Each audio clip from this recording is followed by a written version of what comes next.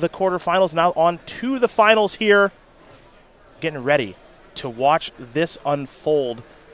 Now, Zach Allen has played against Cole already here this weekend. Zach was able to take care of him fairly easily, which you would expect if you know Zach and his resume and how much he loves playing control strategies.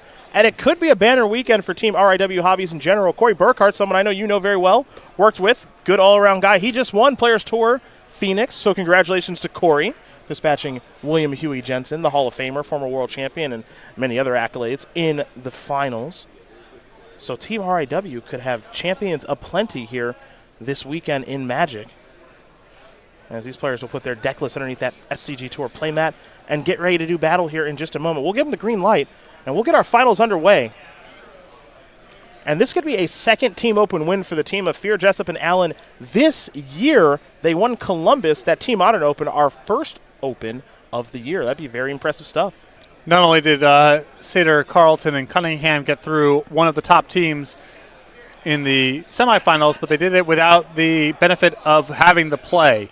Part of the reason to try to hunt down that first overall seed is you have the benefit in the elimination rounds of being on the play in all three matchups. Harlan, Dan, and Zach will have that benefit here.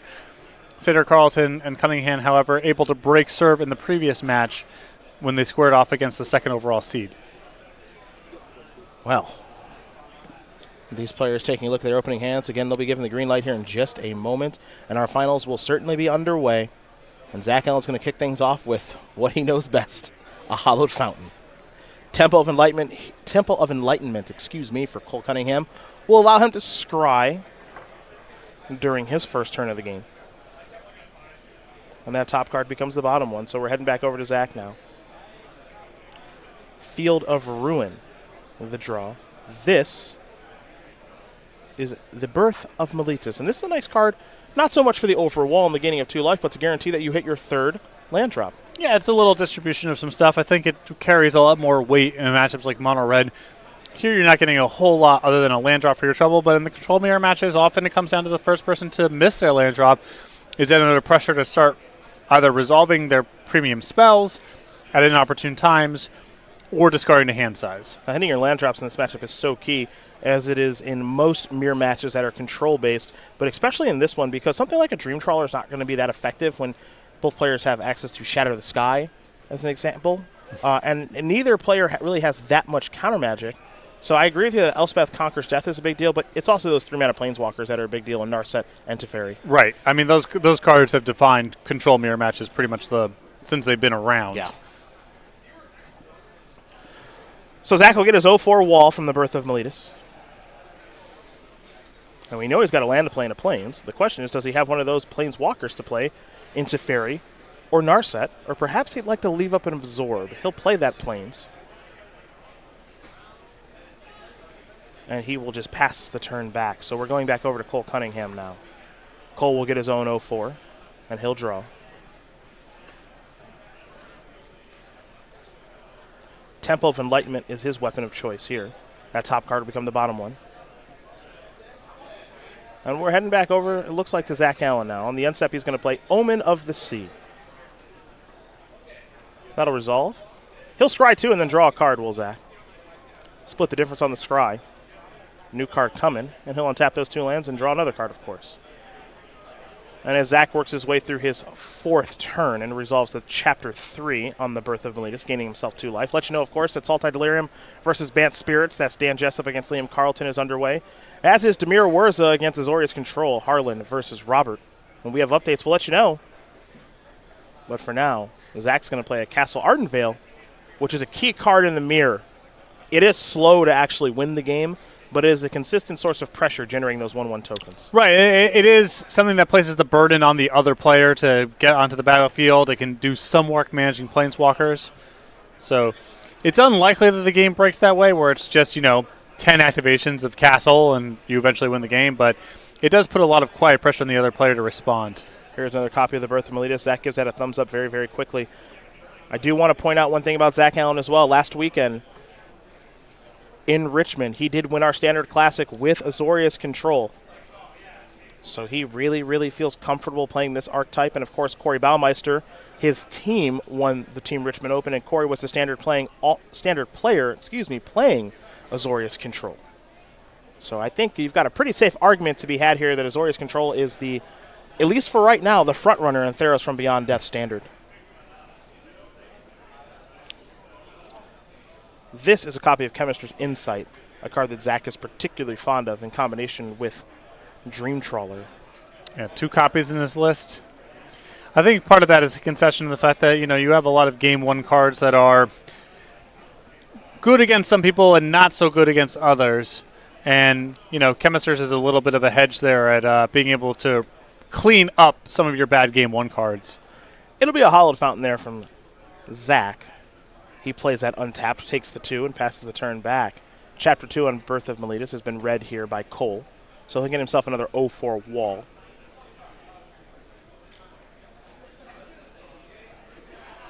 And now, of course, the most important question here is if you're Cole, the young man from Massachusetts, do you have more lands to play? Well, the Birth of Meletus will allow him to search up another plane. So, Chapter 1 is read on his brand new Saga.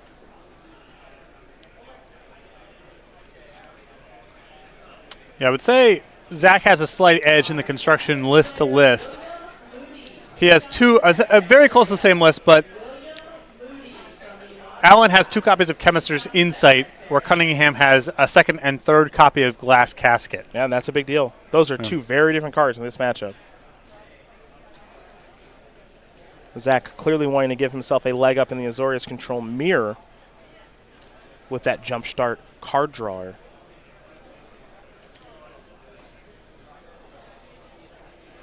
Also interesting that their distribution on Castle Ardenvale and Castle Vantress is completely swapped. 3 and 1, but Cunningham on the 3 copies of Vantress and Alan the other way. So Alan's going to find his Castle Ardenvales pretty easily. And I think Alan, those 2 copies of Chemist's and the additional copies of Castle Ardenvale, I think suggests to me that Alan puts a premium on having an edge in the mirror match. Mm-hmm. There's an expectation that this deck's going to be popular, that it's good, and you want a little bit less creature removal, a little bit less of a premium on selection, let's say, and more about, being able to draw more cards and put more stuff onto the battlefield. Well, he'll be able to make a 1-1 for now on the end step, and now he'll draw a card. Picked up a copy of Elspeth Conquers Death. Temple of Enlightenment is the land for the turn. Of course, it enters the battlefield tapped, but it will allow Zach Allen to scry 1. And we will see where that top card is going here in just a moment. It'll become the bottom one. And now there are the beatdowns. Good attack by Zach. Good block by Cole. Gotta keep him on his toes. Gotta let him know. They're both zoned in. We're going back over to young Cole Cunningham. Chapter 2 and Chapter 3 have been read, so 2 life will be gained. Another 0-4 on the way. And there you go. Zach will make it easy. He says, you got 3 0-4s because guess what? They're not attacking, bud. There's a basic island. Pretty one at that. And it looks like maybe we got a 3rd wall token coming here in just a moment.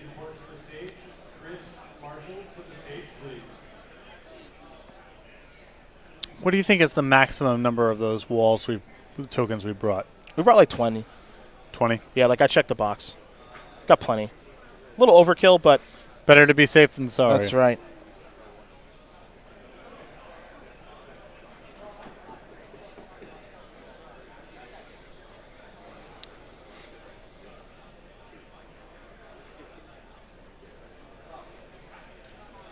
Well. Oh, I love it. Okay. It's only 4 counter spells. I'm going to put you to the test right away, huh? All right. Well, here's Omen of the Sea. Little scry 2, draw 1. It also forces the hand. You better have Shatter the Sky, I suppose.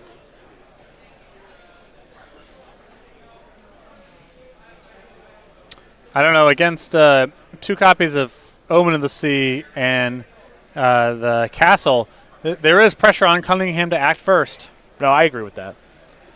It's risky, but, what do you gain by waiting? Because here's the thing. Zach's not going to miss a land drop. No. That's not a concern. Perhaps Cole may in this game, but Zach's selection has been better with his 2 copies of Omen of the Sea and the Chemist's Insight that he's drawn this game. So I don't have a problem trying to put some pressure on the opponent here. Got a little update here for you in Pioneer. Danny J. Once Dan Jessup wins game number 1 over Liam Carlton. Saltide Delirium up a game here over Bant Spirits. It's been a tough matchup for Jessup, but he did win it last round. And he may be winning it this round as well, as here is a Teferi Time Raveler. That'll start on 4. And Zach will say, oh, my bad. I'll get the black die. That's on me. I apologize. And now here is Shatter the Sky. So all of the walls have been destroyed from the birth of Meletus. Teferi's on the battlefield. Teferi is going to tick down. Going to bounce Omen of the Sea for later use. And, of course, draw Zach Allen a card. Looks like he's got plenty of cards in his hand. I think the cool number of 7. And he'll pass the turn back over to Cole Cunningham. Make a land drop, kill everything, tap all my mana, 7 cards in hand. Perfect. That's how you draw it up if you're a blue-white control player, which I am not. But these two very much are. I used to be. Different times. I understand. Time and a place for that sort of thing. Cunningham will play a Plains. He might be trying to conquer some death now, perhaps. Here's Elspeth Conquers Death. Teferi has been exiled due to the powerful Saga, and he'll pass the turn back with 2 mana available. We're going back over to Zach Allen. We know he's got 7 cards, 8 after he draws, and one of them is an Omen of the Sea. Now let's make it another one since that was his draw step. Might not be a bad spot for Allen here to try to resolve his own copy of Dream Trawler. No risk of it getting absorbed. Also might be happy just trying to pull ahead on cards and keep making land drops. Here's Teferi Time Raveler. That looks like it might get hit by a Dovin's Veto, and it will. Now there's a Field of Ruin, and this is an Elspeth Conquers Death, killing the opposing Elspeth Conquers Death. I'll say killing, but it's actually exiling the enchantment. So now we're going to head back over to Cole, who does have an Absorb in hand. Really good sequencing there from Allen. And he has his own Elspeth Conquers Death, which kills the one that was on the battlefield there for Allen. So these players are exchanging very powerful 5-mana enchantments as we head back over to Zach Allen. Jessup with a bit of a smile on his face as he watches Zach Allen, saying, thank goodness I don't have to do this myself. Here is Omen of the Sea. Going to cast that with the Field of Ruin and an island as he scries 2. Wants to make sure he wants to put those on the bottom. Going to check with his hand here.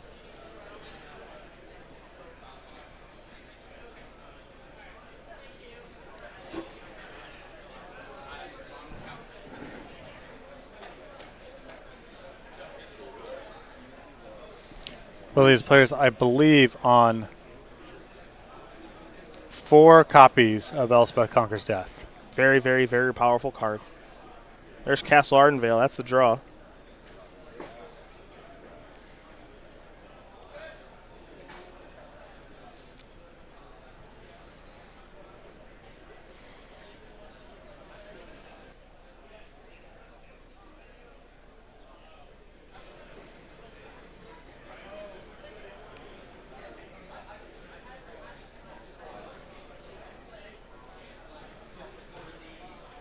Another Omen of the Sea. Yeah. Allen here really trying to avoid, if possible, tapping out into an Absorb and really just trying to make sort of incremental progress. There's not a whole lot of pressure on him to answer Elspeth Conquers Death right now. Chapter 2 is sort of innocuous. And Chapter 3, even if a Dream Trawler gets recurred, you can probably set up another sweeper to open and answer it that way. The big thing is don't give an opening for Cunningham to resolve something big. Just sort of take your cards, nickel and dime them along the way. And eventually the extra cards you're kind of picking up as you go about your business, or your copy of Castle Ardvale is something you can convert into a win. Castle Vantress is the play. Allen's found his copy of that. Now he's tapping 4. And he's going to main phase a copy of Chemist's Insight right now. A little interesting, perhaps. Pass the turn back. Why do you think the thought... Oh, the main phase, I understand now. Chapter 2 on Elspeth Conquers Death. It's going to be a little too expensive if he waits, so... Allen's shields are down. The thing is, though, is there's not really all that much that's scary that Cole Cunningham can do. So Cole Cunningham just passes the turn back, doesn't even play a land, so he's the player who's missed their first land drop here in our Azorius Control Mirror. Surprising, as he's cast 3 copies of Birth Miletus. But Alan's been doing a ton of scrying, too, so keeping the top of his deck set up with lands that way.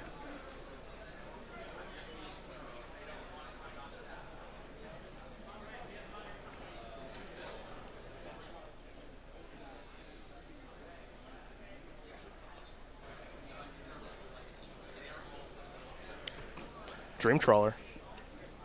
Looks like an Absorb's coming. All right. Interesting there. You know, Zach has such a presence in these games where Dream Trawler gets countered, he doesn't even think twice about it. Okay, that's gone. Next thing. Yep. And that's going to be tough for young Cole Cunningham to overcome. Not saying he's incapable. He's made it to the finals here. I've been doing it with a deck that's pretty darn difficult to play, so a very impressive performance. But he's going up against one of the very best on the SCG Tour in these control mirrors, and he's already lost to him once. It's an interesting matchup in part because a lot of the cards fluctuate a lot in their value. There's sometimes where Narset and Teferi are the whole game, and there's other spots where they're fairly innocuous. Mm-hmm. Same thing is true of even Dream Trawler. Let's see what Zach wants to do here. Zach is going to jumpstart a Chemister's Insight in response to this Teferi, so he's going to draw 2 new cards.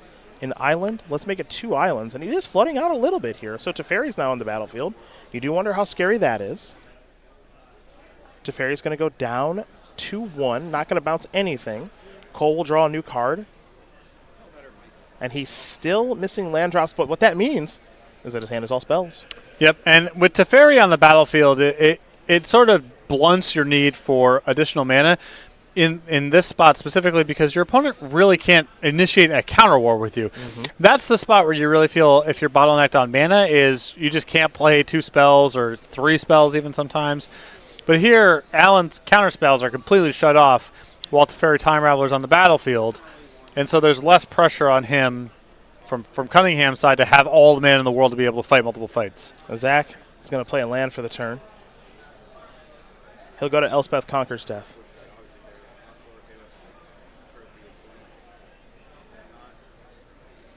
He's just trying to figure out exactly how he wants to cast a very powerful enchantment. But this is part of the benefit of being able to play multiple spells in one turn with all those lands that you have, where I'm not sure that Cole actually has the ability to really do that. And you see Zach point out that this is the land that I played for the turn, and this is my plan for the turn. I think we're going to see Cole fight back in some capacity here, maybe with another copy of Absorb. And there is Absorb. So that is taken care of. Now, will Zach go to Shatter the Sky now? Because he has a copy of that in his hand. And does Cole have another 2 mana counter spell? The answer is no. But he will get to draw a card from the Dream Trawler dying because it was 4 power, given the text on Shatter the Sky. So back over to Cole Cunningham we go. He's already reaching for some mana here. Hasn't used his Teferi just yet. Cunningham here, you got to suspect that Alan's reeling a little bit. He doesn't have a whole lot going on. Oh, there's Narset. Parter of Veil. So Narset's going to go down to 3. Take a look at the top handful of cards. There is a Dream Trawler among those cards. But that's not one you can take. So it's going to be Elspeth Conquers Death added to the grip.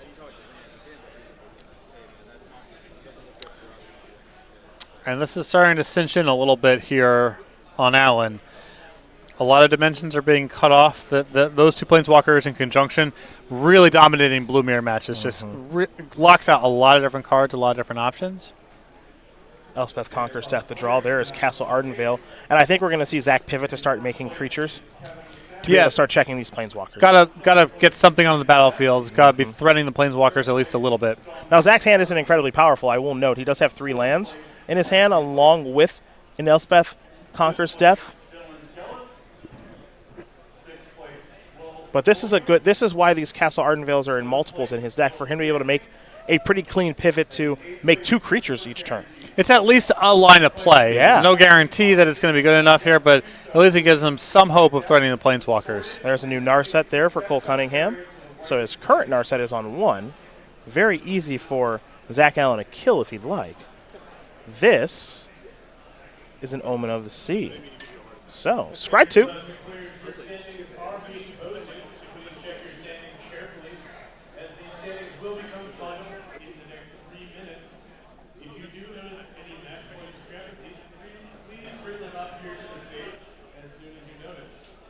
And the scrying is done with the new blue enchantment. We'll make sure that we'll make sure that Omen of the Sea is actually on the battlefield as opposed to off screen and potentially in the graveyard there for Cole. I think he accidentally set it over there.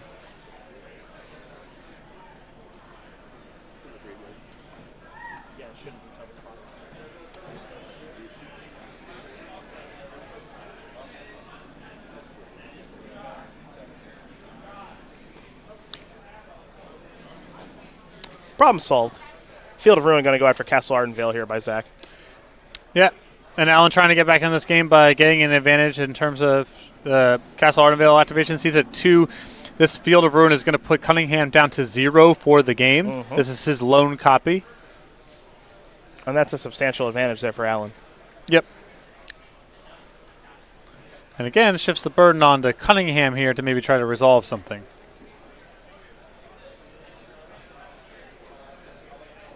So Field of Ruin looking to tag that Castle Ardenvale. And Cole asking his team, how should I respond? And he will respond by activating his lone Castle Ardenvale, and now it's gone for the game. So Zach's going to search up a basic. Cole will do the same. There's a basic island there for Cole. It's a basic island there for Zach as well. Not sure which one of those is prettier. They're both pretty beautiful looking lands. I really am into those new Theros full art lands. Yeah, they are sweet. I think they're pretty darn cool.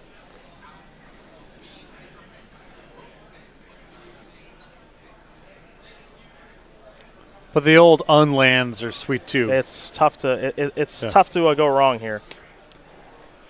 Appreciate the craft from both players. I'll say that. I'm inclined to agree. As Greg Hatch would say, there is no wrong way to eat this Reese's. 2 1-1s. We miss you, Greg. Can we get a Greg Hatch Patreon? It's just him talking about things. We'll have to talk about it after the show. Okay. I can't imagine the answer is no.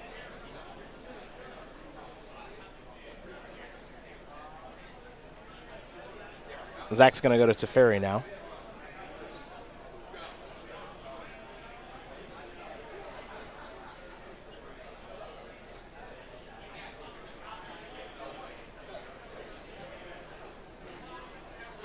Modern Classic players. After 8 rounds of Swiss, we have your It's time to get to work on Narset. If this attack works, it is a huge win. Yeah, it's step 1. So what this does with the Narset dying is that it allows Teferi to bounce something now on the main phase and allow Zach Allen to draw a card. Yeah, which he couldn't do before. Maybe you want to do something with Oracle of the Sea, maybe not, but at least it's an option now. More importantly, with Teferi on the battlefield, Elspeth Conquers Death is going to take care of this Teferi, and now the Teferi advantage is Zach Allen. I'm not convinced we're going to see Zach Allen even activate this Teferi. It's possible, because he can just bounce that token. But he might want to bounce an Omen of the Sea, maybe even Elspeth Conquers Death. Who knows? Yeah, I don't think there's a whole lot to be threatened by the token here. Mm-hmm. I like this play here from Zach. He's just going to plus his Teferi, put it up to 5. Still has the ability to activate either Castle Ardenvale or Castle Vantress with the mana available, or protect himself via Dovin's Veto. Yeah, a lot of, like we said at the top, a lot of this game, a lot of this matchup is about managing Elspeth Conquers Death. It's a really dynamic card, and the types of pressures that it puts on players in various spots can be very different. Gallen's done a really good job navigating this game, and a lot of it has to do with him having 3 copies of Castle Ardenvale versus 1 copy on the other side. Yes, Elspeth Conquers Death once again. And 0 copies of Field of Ruin in Cunningham's list also. He is just at a deficit fighting over the lands. There'll be 2 of these now. So Elspeth Conquers Death not once but twice here from Cole Cunningham. Cole's is going to resolve. Now he's got to choose wisely. Do you want to take care of the same enchantment on the other side of the battlefield, or do you want to unlock some things by exiling the Teferi that's on the battlefield? And I think he's got to ask his teammates, because this is, Patrick, a crucial decision. Yes, I mean, this is the I can't imagine his hand is that flush on counter spells. There's only so many really floating around in the matchup. Mm-hmm.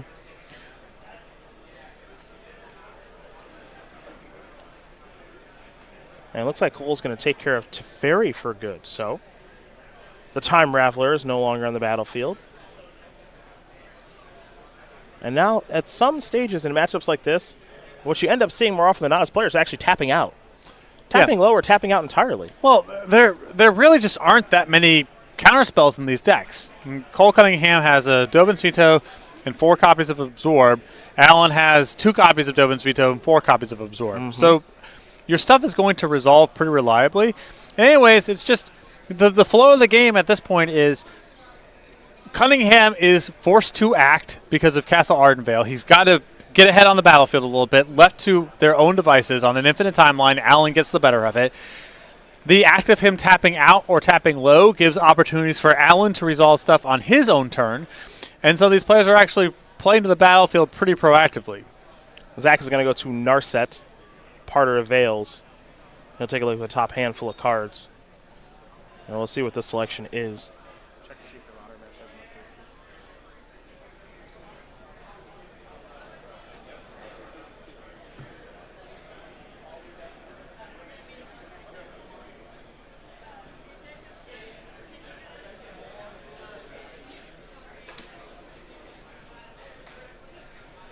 Let you know how that modern match is going.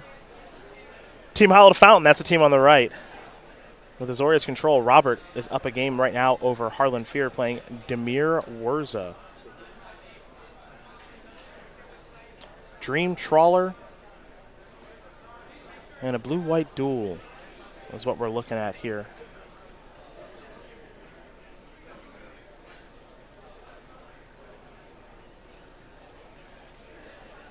And it looks like he did that via jump-starting Chemister's Insight. So now that top card's going to stay on top from the Temple of Enlightenment. And now will we see Dream Trawler get deployed? We will.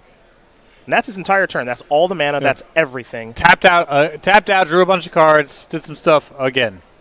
And Zach, what Zach has done a nice job of over the course of this game is he's used his mana, and I mean basically all of it, every single turn. Yep. Those numbers have lined up beautifully for him. And Cole Cunningham is doing his darndest to keep up. And not doing a bad job of it, but he's gone through most of his copies of Elspeth Conquers Death. And let's see where he's going now. Narset. It's going to cost a little more because of the second chapter that's been read on the very powerful enchantment on Zach's side of the battlefield. There is a Shatter the Sky, and that can reset things.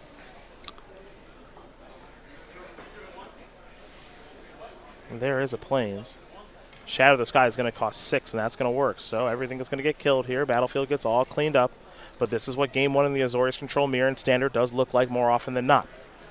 We're going to go back over to Zach Allen. He's going to untap all of those lands. Still a win of sorts for Allen here, as getting that Shadow the Sky out of the way prior to your Elspeth Conqueror's Death entering Chapter 3 is really strong. Now the question is, what does Zach Allen want to return? It looks like he's going to go to Teferi. It would be easy to get back a Dream Trawler. It is so attractive after all, but Teferi Time Raveler is going to come back. It'll start with 4 counters. Zach looking for the black die. He's found it. Black dice for our Planeswalkers, of course. Zach's already drawn his card for the turn, and now Narset's going to tick down to 1. So up we go. You may be wondering why Teferi is on 5 counters instead of 4. And that is because Elspeth Conqueror's deck brings back your Planeswalker with an additional loyalty. That's a huge hit there for Allen. Elspeth Conqueror's Death number, I've lost track of how many times it's been played in this game by both players, but it's another one here for Zach. Yeah, I feel like Cunningham might have played all 4 copies. I think you may be right about that, partner. And if this is able to resolve and take care of Cunningham's Elspeth Conqueror's Death, This might be, Allen is really close to cinching this game up. He's got Cunningham locked on a number of dimensions here. The Planeswalkers, Cunningham's not going to be able to keep on the battlefield anymore because of Castle Ardenvale. The Narset Teferi squeeze is going to lock out a lot of different dimensions. Counterspells are off the table. The card drawing becomes a lot more problematic. And if Cunningham doesn't have a big turn right now, I think he's just about done. Narset's going to whiff. Hollowed Fountain is the land for the turn, and he's going to pass the turn back. And that gives Zach Allen the opportunity to either make a 1-1 or start cracking Omen of the Sea. And he's just going to make a 1-1. No, just on the battlefield. Get as much infrastructure set up here as possible to avoid Planeswalkers from mattering. That's Shaheen Sarani token, and you know he loves this Azorius Control Mirror. That's going to take care of Narset. And Zach is going to minus his Teferi. He's going to bounce that Omen of the Sea. That will draw him a card. Picked up a copy of Absorb, giving him even more protection. And remember, with Teferi Time Raveler, Cunningham can't fight back at all in any sort of counterspell battle. He's going to main phase this Omen of the Sea that he just picked up. So he'll take a look at the top couple of cards. Dovin's Veto among those cards. Almost impossible to say no to that, but he's going to think it through with the Scry 2. And he's happy enough. He'll play another Castle Ardenvale. And you can see the difference in deck construction and how when you're building a constructed deck in Magic the Gathering, every single slot counts. This Castle split here for Zach Allen is all the difference in the world. As good as Castle Vantress is, partner, Castle Ardenvale, the better card in this matchup. No question. And, Allen's got a lot of calls here on kind of the fringes of the deck construction that are all about getting edge in the mirror match, and they've all come to bear in this game. 3 copies of Castle Ardenvale versus 1 copy of Field of Ruin versus 0, 2 copies of Dovin's Veto versus 1, 2 copies of Chemist's Insight against additional creature removal. Cunningham is at a slight disadvantage in the way the decks are constructed in terms of the number of cards that Allen has that are better. But when a game goes on for this long, you see them. Yeah. All the stuff comes up. And the fact that Allen, in particular, has been able to leverage a major advantage with Castle Ardenvale has put Cunningham in a burden of having to act in spots that were not good for him to be acting. And now we've reached this point where Allen has been able to resolve enough key stuff, answer Cunningham's few relevant cards, and now is dominating on a number of fronts. This was a death by 1,000 cuts. It wasn't like there was one moment where the game got away from Cunningham. There are just a lot of small moments leading up to this. Mm-hmm. And this is the kind of stuff that Zach Allen's really good at doing, especially in mirror matches. Death by 1,000 cuts, not just a Taylor Swift song, a great way to frame up this game.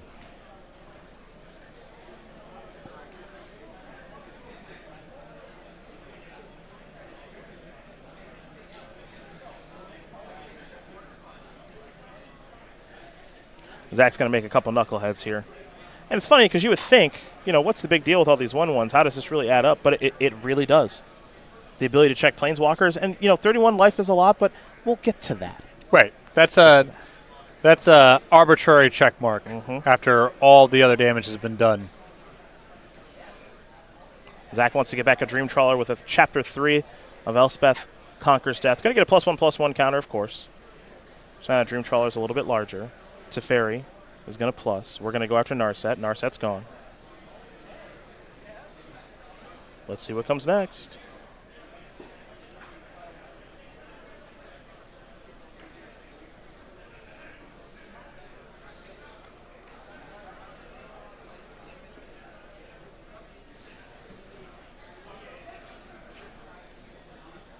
Not a ton. Robert coming over here for the assist.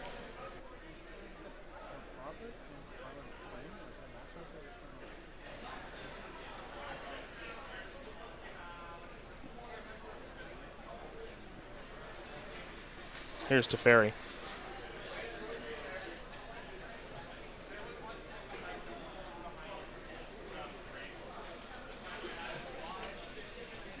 Got Teferi hit with the Dovin's Veto. That makes a lot of sense there. Allen with 2 other copies of Absorb in hand. No reason to give a window for... Shatter the Sky. So what's interesting here, so this is another thing that I think Zach does a really nice job of. Let's assess the situation. Is it time to fire off Absorbs on Shatter the Skies? He doesn't have to. At 31, it seems early to me. Yeah, and I don't think he's gonna. Yeah, he just says, that's fine. Yeah. I can just make more bozos on the end step. I get to draw a card from the Shadow of the Sky, so I don't really have to do anything. And Cole is running out of cards. Right, that matter. yeah, I think he might just be down. I actually literally don't know if he can win the game. Yeah, just out of win conditions. Like, he doesn't have a castle. Doesn't really have anything going on.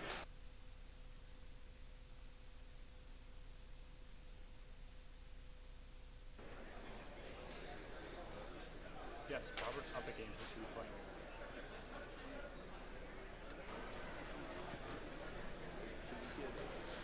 We only hold when there is a risk of the match finishing off camera.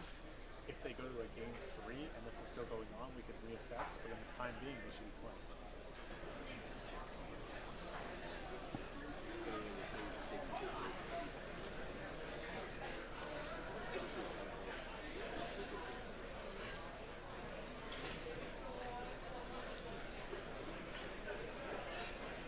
Are we doing a count here to see Relevant cards. can I literally win the game with what is left in my deck? Yeah, I think this is just solely a relevant card count in the graveyard. And I think that's what Zach wants to know as well, is just how many Teferis, how many Narsets, how many Elspeth Conquers Death, that sort of thing. I mean, Narset doesn't even count, right? Yeah. I mean, that's not even No, it doesn't. It's not relevant. Yeah.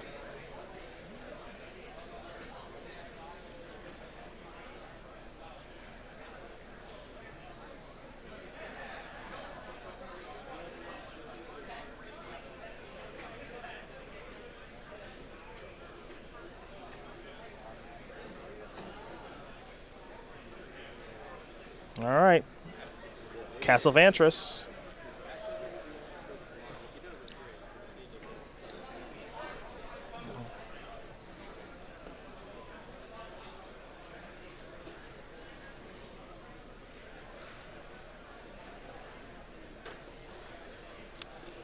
Teferi, no. That one, arguable if worth countering, but I think good enough to counter. Yeah, I think as long as Allen has another counterspell in his hand, there's really no reason to allow Cunningham any window to resolve anything. Yep. So, 2 more Knuckleheads. Untap all those lands. I mean, this is... if you're Zach Allen, this is how you draw it up. Yeah. This is... I mean, every step of the game, this is how you draw it up. I'm not one to say that he's played a perfect game, because I think it's very hard to play a perfect game of Magic, but this is pretty darn close, my friend. Well, he definitely understands. I mean, they have deck lists at this point. There's a review. Allen understands in game 1 that he has some really significant structural advantages and has leveraged every little bit of it here. Yeah, he's leaned on them beautifully as Teferi is going to go up. Narset continues to sit at 1. Omen of the Seas, one thing I like that Zach's also not doing here is he's not breaking Omen of the Sea at all, because the only reason you break that card is if you're looking for something in particular. Right. If Cole does something that you can't handle, then you can try to find the answer. Right. But none of that's happening right now, so you can just continue to leave him on the battlefield. Right. Shatter of the Sky is on top of your deck. Do you want it or not? I don't know. Yeah. Maybe not. So you just wait until you have the most information possible for what you're looking for. I think he's done such a fantastic job of assessing all stages of this game. That's going to be Narset, and yeah, that does not matter. That's one of those whatever. Yep, that's you get to maybe turn that into a spell, and then it's dead next turn. And there's a Teferi. Now, that one will probably counter, like we saw previously. But again, maybe not positive on that. I'm actually not sure he would counter it this time, because there's no threat of him making a follow-up play if he casts it this turn. Sure. The windows before where Allen's fought over it are spots where he has like 9 mana left over and maybe could do something. Here, with 2 left over, it's like, all right, it resolves, make some soldiers and attack it down. You're going to get a Castle Vantris activation and then 2 Castle Ardenvale activations. So up to 6 little Knuckleheads. Time to untap. Hollowed Fountain 2. Zach's built up a beautiful battlefield here as we work ourselves into the 38th minute of this game 1.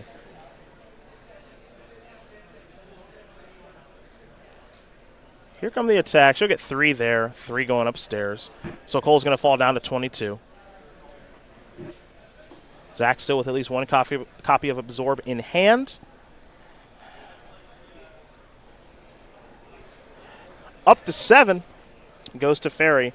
Nothing to do with Narset. Pass the turn back. Very comfortable. Zach's going to take a look at his graveyard, assess the situation. And Cole's going to activate Castle Vantress. Get a better look. Scry 2 cards to the bottom. And I think he'll be doing that a lot because there's not much left to find. Right.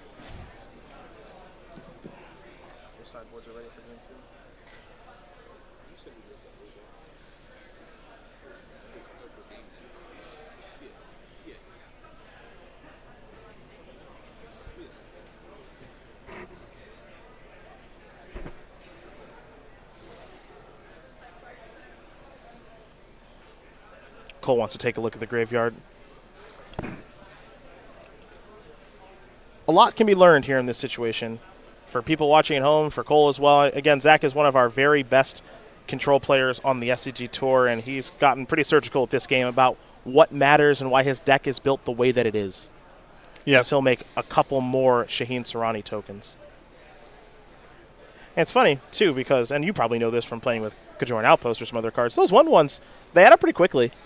Right. And, I mean, we're a spot now where we're looking at 9 this coming turn and then 12 next turn. Mm-hmm. It's very close to lethal. It doesn't actually take all that long. Plains the draw. He'll play his land very quickly. Teferi's going to go up. Here come the beatdowns. Down to 13.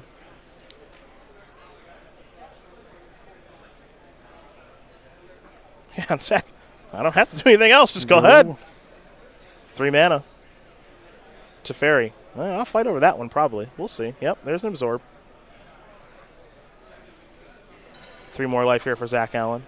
Let's see what comes here for Cole Cunningham if he has anything else to do. He'll play an island very quickly. He's already reaching for mana. Let's see what this threat's going to be. Perhaps Dream Trawler? Okay. How's this go?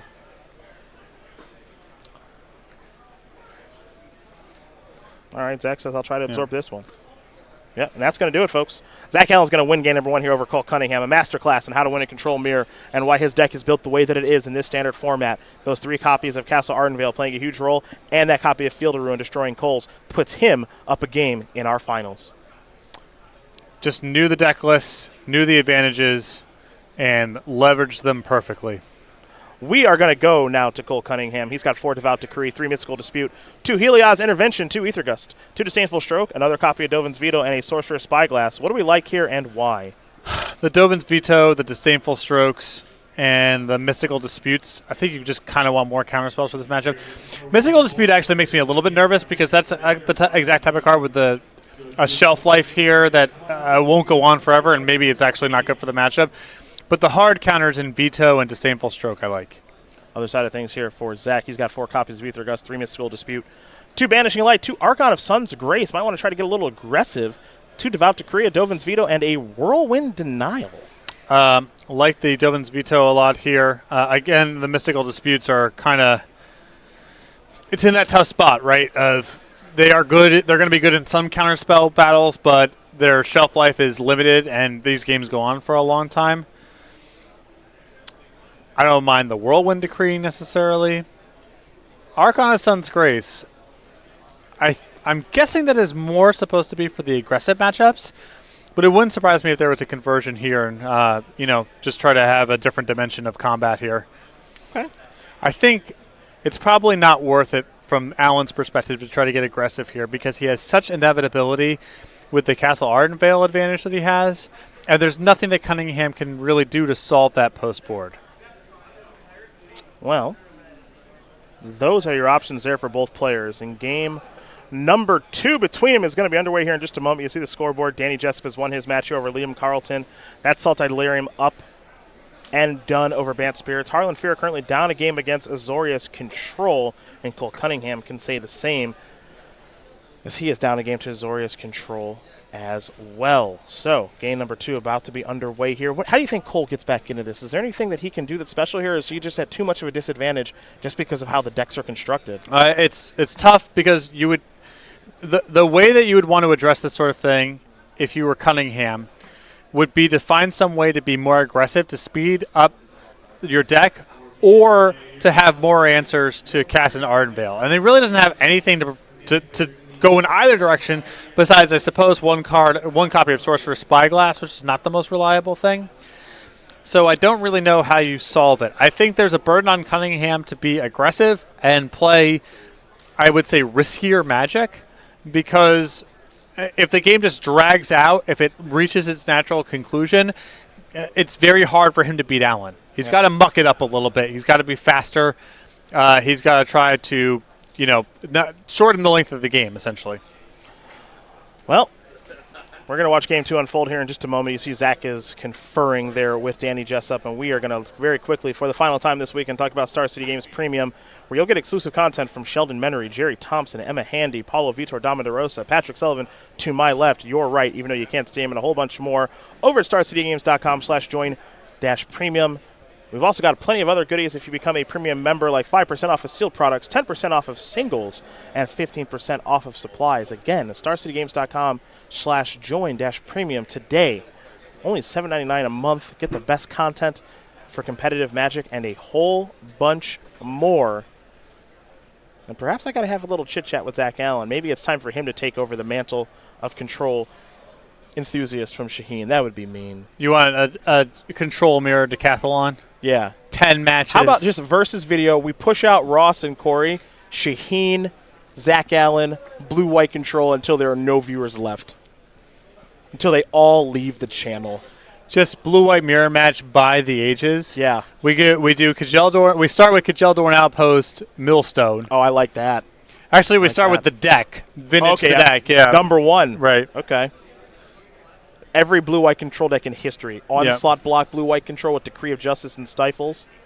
We can go all the way through. Saga Masks block, blue-white control. Is that Blinding Angel? It could be. Oh, yeah. Sabo's Web. Oh, yeah. Sabo's Decree. Yeah, let's talk about it. Like that. Like that. Yeah. All right, so here's what we're going to do now. Because we're all tied up in our modern match between Harlan Fear and Robert Seder. Now we're going to go up top because we want to be able to show you guys the final win if it does take place, and it can take place up top in our modern match. So, as much fun as this Azorius control match has been, and I've enjoyed it quite a bit, I've got a feeling it's going to be there for a little while. Yeah. We can come back to it.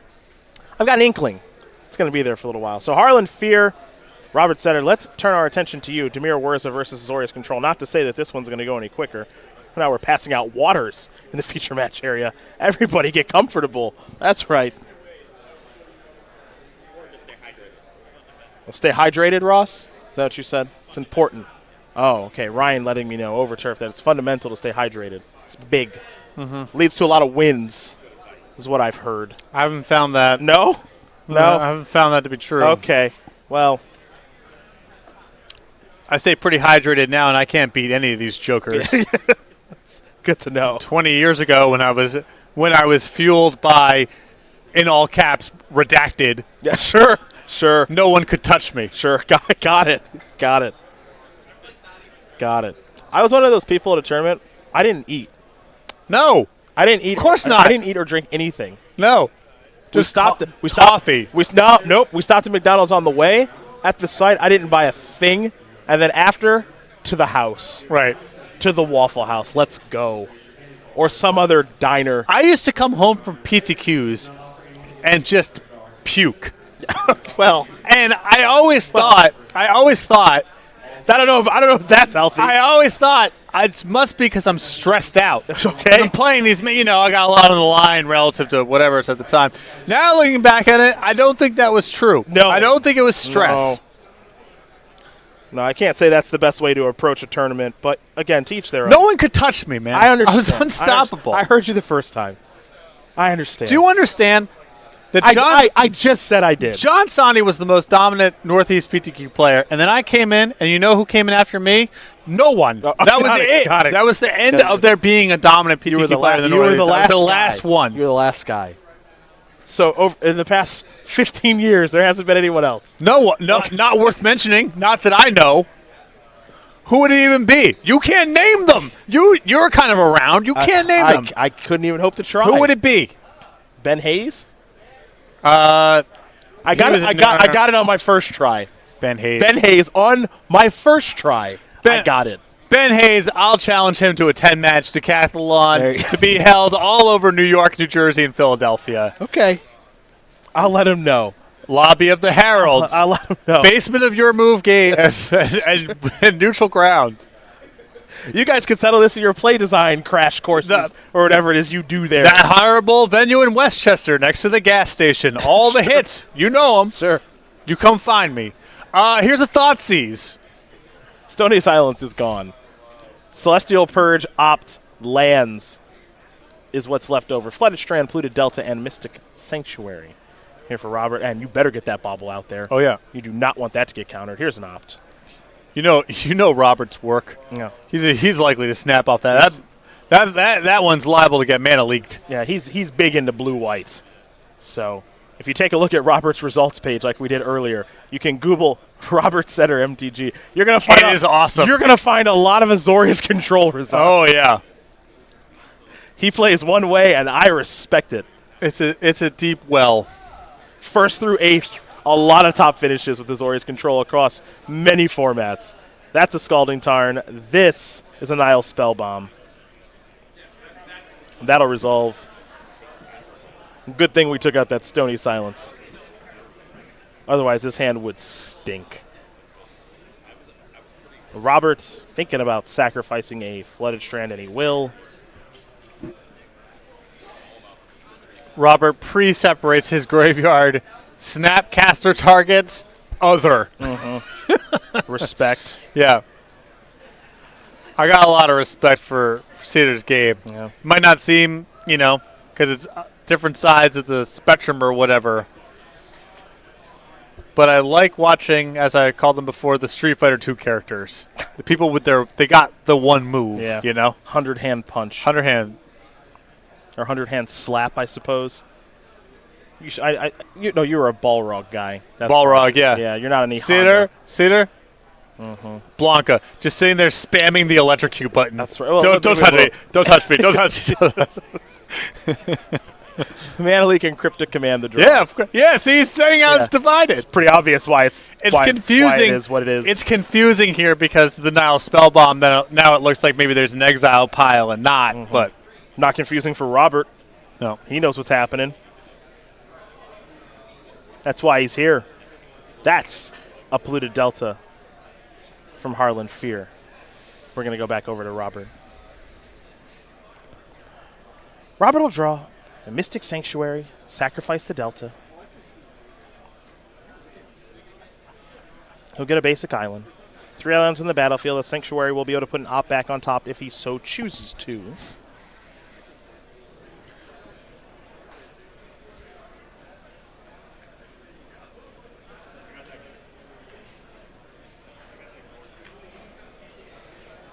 There's a Sanctuary. It's called value. Yeah. Do you want to respond with your bobble? Because you can. Yeah, no, that's good. That's fine. You get your. If you want to get my 2 options, you can. I'm loving it. Harlan, come on, dream a little bit bigger. He's got Whir. No, I'm talking about spellbombing away his ops. I understand. I call that dreaming the appropriate amount.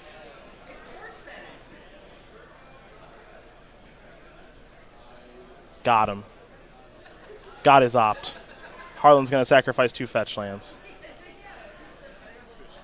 You're telling him to dream big. I think that's an appropriate level dream.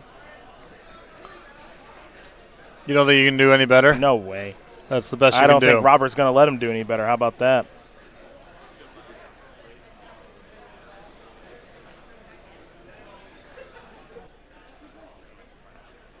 Whir of Invention. Where we going, baby? Is it time for the sword? The thop there? What time is it, Harlan?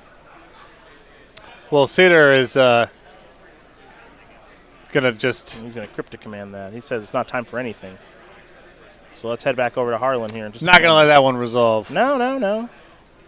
Ain't happening.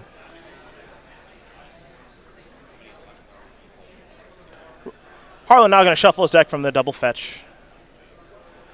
And we're going to head back over. He'll draw. Urza the draw. There is Thopter Foundry. And it's time to pass the turn back. We are going over to Robert Seder. Monastery Mentor the draw. Already picked up the opt off the cantripping of Cryptic Command.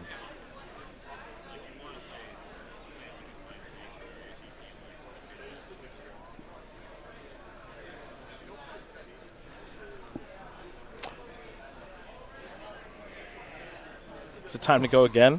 Yeah, he's running it right back. Yeah. How about another opt? Yeah. Well, you can't get greedy and ask for the whole thing. You can't get the Cryptic Command. You're just going to get Spellbound. The opt, you might be able to cut Harlan a little deal. Dude, we call this new plan. Monastery Mentor, opting, make a token, make a token. Recur all my ops. Yep. Here's a Monastery Mentor. Yep. Spellbound made my Cryptic, that's fine. Had no interest in doing anything with that anyway. Hope you're ready for that. I'm into it. Mana leak in hand. Mm-hmm. Oh, we're going to sack the... Are we sacking the Foundry? Whoa. Whoa, whoa, whoa. Chill. All right. Bobble. Target. It's an opt.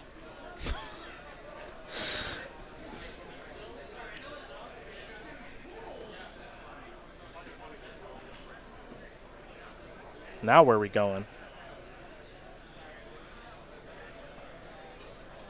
All right, we're going to sack the... Wow, okay, sack the Thopter Foundry. Get busy in the red zone. All right.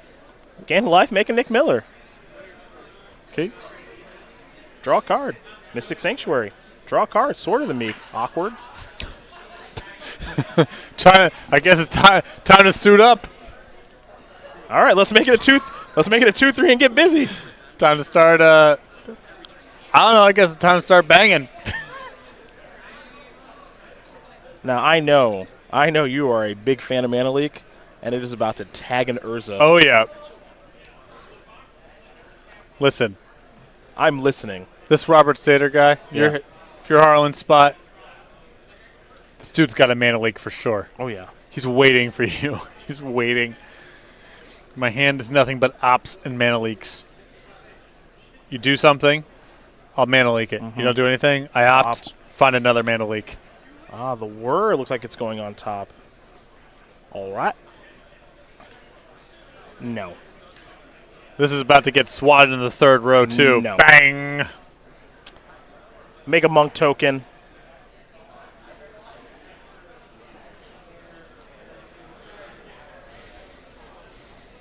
I like that attack. Nick Miller flying in. War of Invention will be Harlan's draw next turn. I would say Harlan is in some serious trouble this game. Yes. Opt is the draw. I think we've established that quite a few times. Robert's now in the position of a lot of pressure and counter spells and forcing Harlan to play into a shorter game. Opt. Yeah, we'll start with an opt. Prowess triggers as well, and make another monk. Take a look at the top card. See if it's going to be staying the top card. It is. I think that may have been a Field of Ruin. Another opt in hand.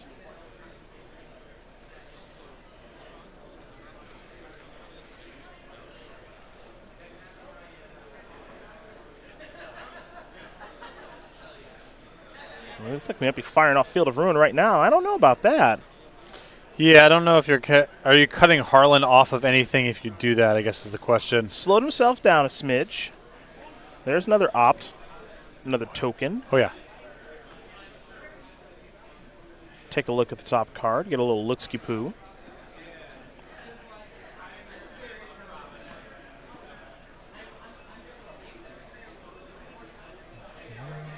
Oh, yeah. Oh, that's the Fate Seal. Is that a good card? Yeah, I like this attack. Jace the Mind Sculptor, everybody. Put that Word of Invention on the bottom. You cannot tell by watching Robert's face, but he is having the time of his life doing this.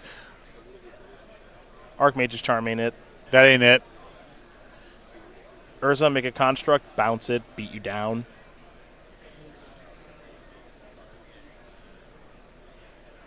think you got to go to Urza because it's Urza. So he's got 3 mana left over. So Seder has a spell the game ends, am I right? You bounce the construct, Monastery Mentor, and a monk token get blocked. That's 3 damage, and then any Yeah, spell. well, I guess another problem here is that Robert has 18,000 looks at it, even if he's missing a spell. There is that. Robert needs a spell. What are the chances his deck coughlins up with all these looks? Can mana leak his own spell. Well, that means he has to play one. Yeah, but just to run up the score. No, I get it. Yeah, or you just unsummon. I don't know. It's whatever. Block, block, block. But he could have a spell. Harlan, that is. It's true. Oh, you know what we got? I think we have an opt. Oh. Oh. That's going to play here. Ooh, an opt. Yeah, that's a Celestial Purge. Can't play that one. How about an opt? Make another monk. I'm assuming Harlan's at 4 because this. I mean, he got railroaded last turn. He has to be pretty low. So I confirm he's at 4? Because right now we got 2 2/2s that would get through. All right, now we're. But he's got 3. He's got 3 blue up. He could play something. Okay. Yeah. Good point. Okay. You're right. He does have mana up because of Urza, and he does have Archmage's Charm in hand. So I'm with you. What is this? Ooh, another throwback. That's tough. Another classic joint. Game over. Robert Seder is going to win this one over Harlan Fear, 2-1. He is truly having, and you can't see it, he's having the time of his life. Oh, yeah. Another accomplishment for Azorius Control in the hands of Robert Seder. And now we go to our standard match between Zach Allen and Cole Cunningham. They will be given the green light, and we will be underway. That was awesome. You enjoy that? Robert, bless you. I enjoyed it. Yeah. And now he's sitting down for another Azorius. This is literally the dream. Didn't even take a second to gather himself or de-sideboard. Just almost slide right on over. Back on to business. He waved off someone. Who likes Azorius Control more, Robert or Zach Allen? It's tough. Robert. Cole is in third place in this discussion for sure. Robert. I don't know, man. Zach lives for this. We are underway. Game 2. Castle Ardenvale versus Temple of Enlightenment. Let's do it.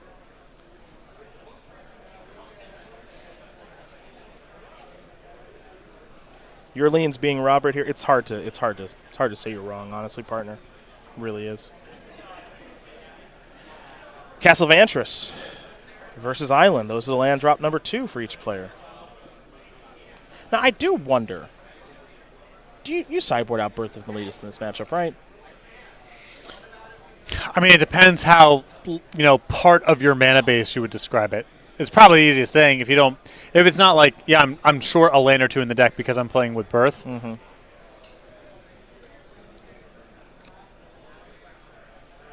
An Island. An Omen of the Sea. Scry 2, draw 1.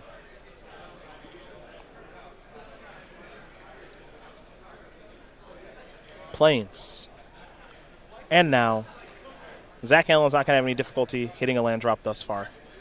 Well, I don't know about that, because if you play that as land number 3, you would like to play a second blue mana for the purpose of Absorb. Okay. That land drop there suggests to me there's a chance that Allen does not have a 4th land right now. Well, maybe Omen of the Sea's got some work to do. It also could be Mystical Dispute, something like that. But he's going to sacrifice Omen of the Sea.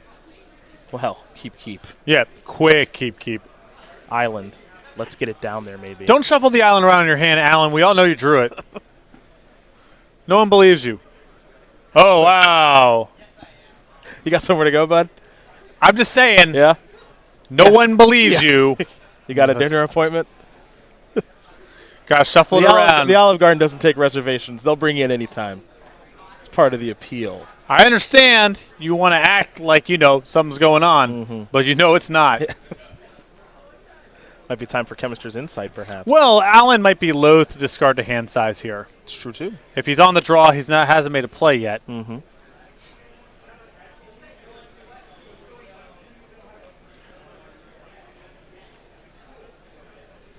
All right, well, Chemist's Insight it is. Now, this card is unique to me because it's obviously good in the mirror, but not one. It's not one I think you can really counter.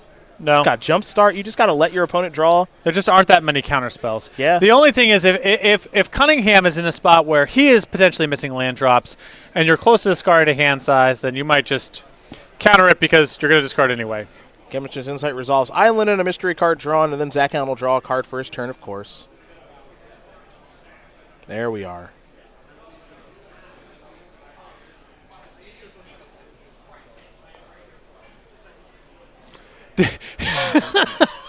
You getting a good look at Danny J? Well, Zach started to talk, and Danny shrugged his shoulders before Zach was done talking. Yeah, I have no idea. Don't. That's why you're on the team, Zach. Danny's over here playing over. Don't ask me. Yeah. Do not ask me.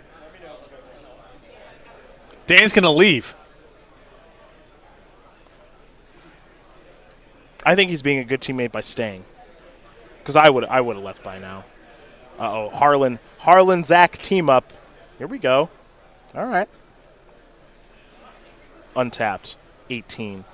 We about to play a spell? No, I think he wants to just be threatened to be able to make a Castle Ardenvale token here. Okay. Then that means that ZA is probably going to have to discard the hand size here. That's what I'm thinking. Already going to shift the burden onto Cunningham to act here. And the discard Shatter the Sky. So Cunningham scryed with Castle, and we're going to go back his way.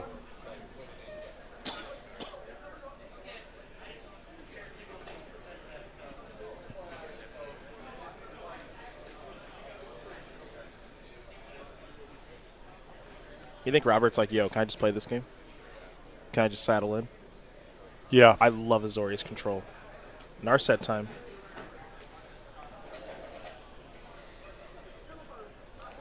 You know, honestly, with Alan having Castle Ardenvale, I thought there was a chance he just wasn't going to fight.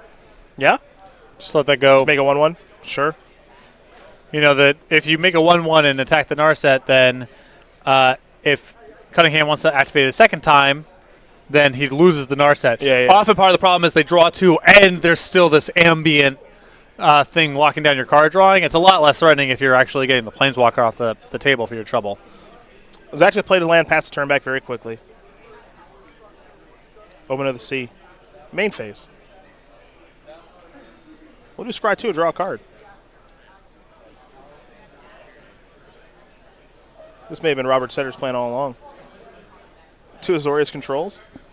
Double the fun. Just get to dual box it. Absolutely. 2 controllers. Get as much as I can get.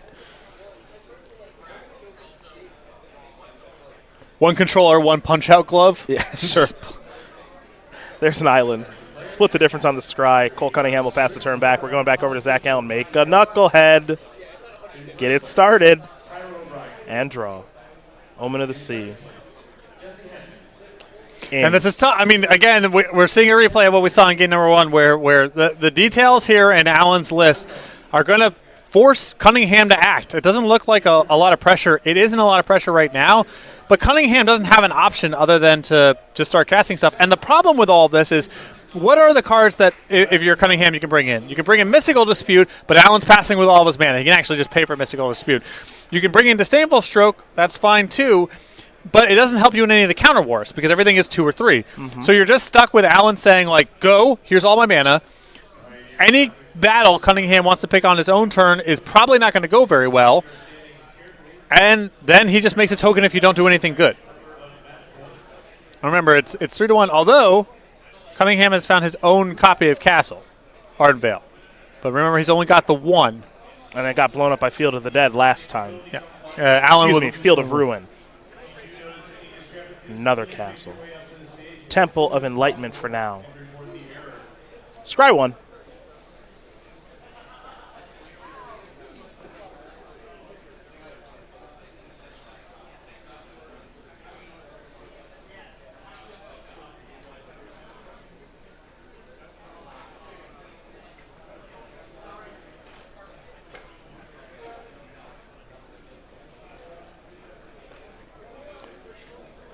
Interesting here. Cunningham electing to go with Castle Bancherous instead of Castle Ardenvale suggests to me that there is something that he's trying to set up.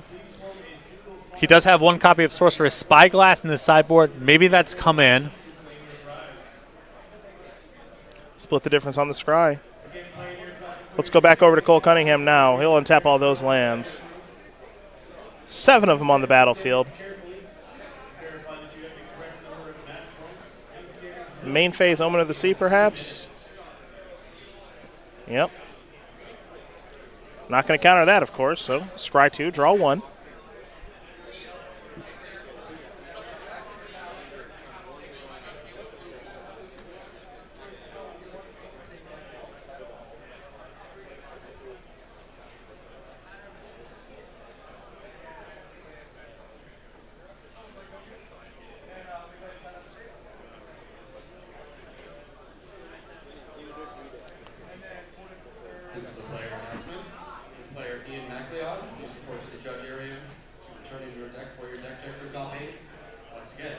Cole and Robert really thinking about this scry decision.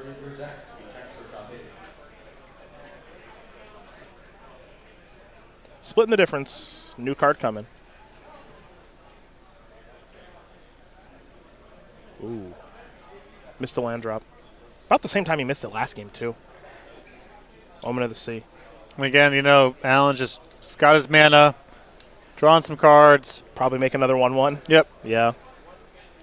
I mean, the pressure is actually starting to add up here. Cunningham's going to fall to 14 on this attack, or he's going to just have to start tapping out to making his own tokens. Yep. Tempo of Enlightenment again. I think, and it's so simplistic, but one of the things I think Zach has done a really nice job of, and I'm not saying Cole isn't trying to do this, but Zach is putting a huge priority on hitting land drops in this mirror. Zach, in the first game, he probably missed a land drop at some point, but it wasn't until his 11th or 12th land drop that he missed, and Cole missed kind of early-ish, around like land drop 8 or 9, and this game, Cole missed land drop 8. And you would think, hitting your first 7 land drops is a lot, but not in a game like this. Yep. And I think it's actually going to be more pronounced post-board with Mystical Dispute as part of the equation. Sure. On a long enough timeline, you can just make that irrelevant. On a short timeline, it's going to be a hard counter for 1 mana. Yeah, and you're seeing him continue to go towards Castle Vantress instead of Castle Ardenvale, which, again, that implies that he's trying to get something set up, but he might just need to try to find lands right now. Right, those are the 2 lines, right? One is I need to find a certain mixture of spells to do something, and the other is I need to find enough mana to set up what's already in my hand.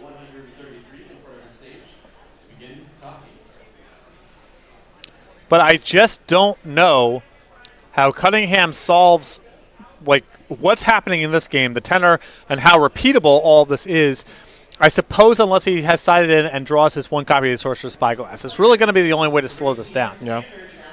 Because what are the odds that you can get a sweeper to resolve here? Feels really low. It strikes me as extremely low. What are your odds of getting a Dream Trawler to resolve? That feels almost 0. Yeah. I mean, it's all your mana. Dream Trawler is resolving if Zach wants it to resolve. That's it. Your Planeswalkers, I mean, maybe they resolve, but they're not super effectual here. But Cunningham's given up the game on one front here, which is he could have been making a token with Castle Ardenvale for a long time here and trying to keep his head above water in that race. Yep. And that's looking tough. Well, here's Dream Trawler. Yep. And that gets right. This is the way the game goes. There was an opportunity here for Cunningham to make a token a turn. It wouldn't keep him up in the long term. Yep. But instead of taking 1, 2, 3, 4, 5, 6, 7 damage, it would have been 1, 1, 1, 1, 1, 1, 1. It would have been a much longer runway. Now, because he's been using Castle Vantress instead, it's like he's going to 10 this turn. Next turn, he's going to 5. And then it's dead the next turn. It's all adding up so quickly in a weird way. Quickly is maybe the wrong word to use, but it is starting to really add up. And Zach continues to just do the same thing. Scry, play a land with my temple, move forward. Never really put the shields down. He's got Absorb and Dovin's Veto in hand. You mentioned it, that the missed land drops means that Mystical Dispute worked itself into the equation. That was a 1-mana answer to Dream Trawler. And how good would a Mystical Dispute be on Cunningham's side right now? Would not do anything. And now we're starting to get in bad shape, because now this is the kind of card that if Cunningham were to veto that, fine. Zach still has mana to activate Castle.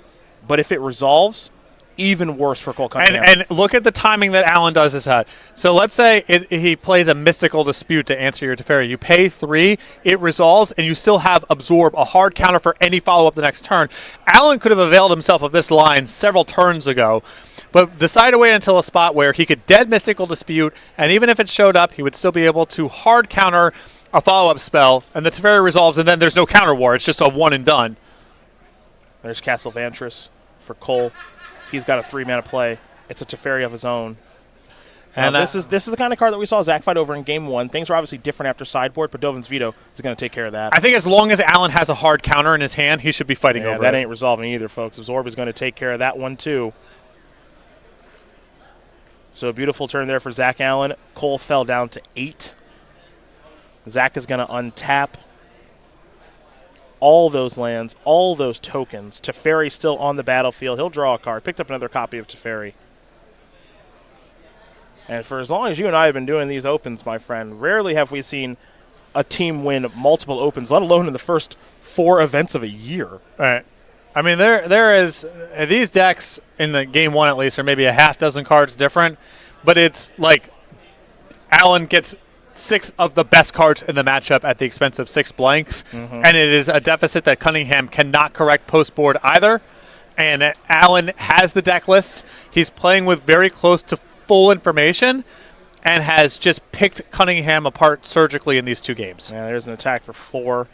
Cunningham is going to fall down to 4. Dream Trawler, Whirlwind Denial, all these other cards in hand, but he doesn't have to play a single spell. Just can lean on Castle Ardenvale. Again, he's playing 3 copies to Cunningham's 1. Cunningham has 3 copies of Castle Vantress. And this game, I think, showed all the difference between the 2 cards. Yes. I mean, I think... How about we try it again? Going to take a stab at it. Whirlwind Denied. Oh, that's 4 you need. Yeah. That'll take care of that one. Zach's going to make another 1-1. Teferi means no spells. And there it is. Zach Allen, Dan Jessup, and Harlan Fear are going to win this game and match. They are your StarCityGames.com Philadelphia Open champions, and that means